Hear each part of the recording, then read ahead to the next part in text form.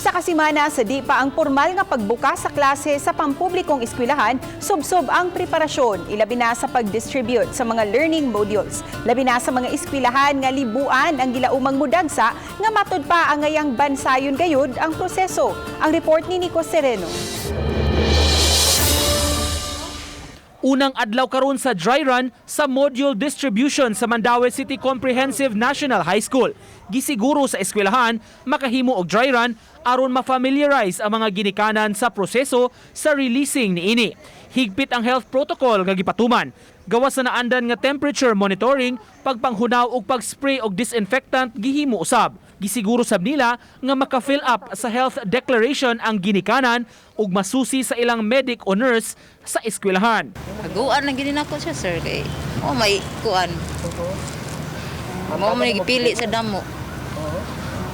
Imong gahinag oras balik. Oh, gahinan jud na maguras. Para man kuan sa mong anak sir kayuhan sa nila. Ang maong eskwelahan ang labing dako nga public secondary school sa Mandaue City. Karon nga school year, kapin sa 5,000 ang ilang estudyante. Kadaghanan hinuon kanila, module ang sistema sa pagtudlo. Apan may pipila ka section sab sa mga grade level nga musagop sa online nga pamaagi. Kasagaran sa amo ang kuan science og sa among textbook nagyoy online ug ang ako ang senior high kanang STEAM bitaw kana sa engineering, science and technology engineering nag-online gina sila. And the rest ana modular. Uban ni June Solon, Nico Sereno, Balitang Bisdak.